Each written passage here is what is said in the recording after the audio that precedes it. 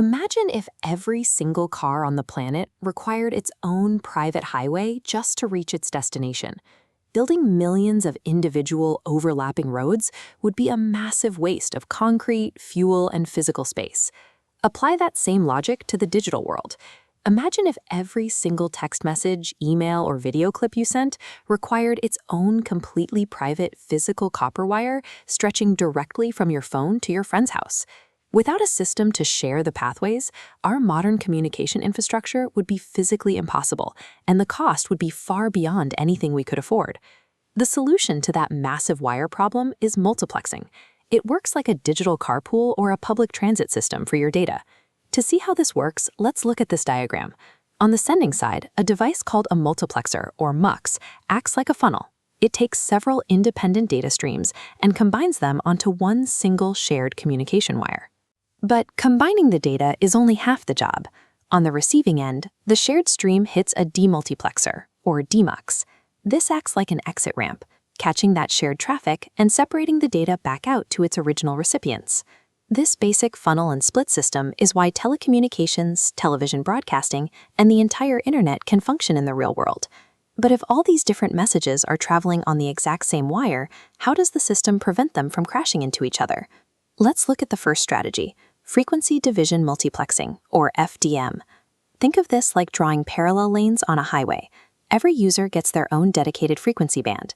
They all travel simultaneously without touching. We rely on this method for radio and television broadcasting. Multiple stations send their signals through the air all at once, but your device only tunes into one frequency lane at a time. Now, let's examine a different approach, time division multiplexing, or TDM.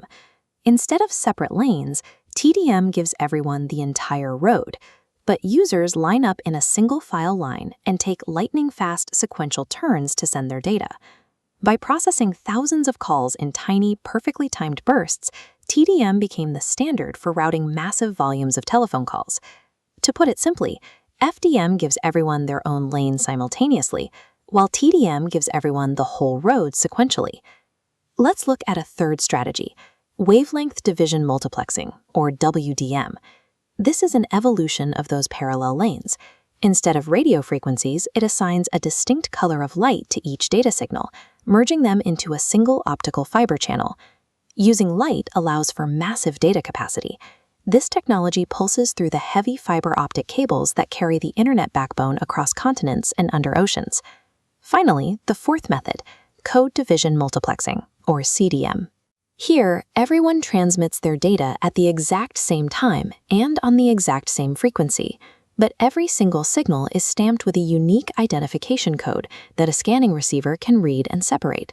Because these codes keep data secure and resistant to interference, CDM was used for military communications and eventually drove our early 3G mobile networks. As humanity's demand for data increased, engineers evolved from basic frequencies and time slots to complex lasers and barcodes to keep the digital traffic flowing. We've now explored the four main ways to manage our digital traffic. FDM uses frequencies, TDM uses time slots, WDM uses the colors of light, and CDM uses unique codes. If these four traffic management systems didn't exist, we would be right back to that impossible physical scenario where every device required a direct, dedicated wire just to work. Instead of drowning in endless cables, we get to live in a clean, wireless reality where data flows from a tower straight to personal devices. Multiplexing acts as an invisible traffic cop, organizing data so the digital world we rely on stays connected and smooth. So the next time you stream a video while texting a friend, you can thank a multiplexer for making it possible. If you found this explanation helpful, please like the video and subscribe to the channel.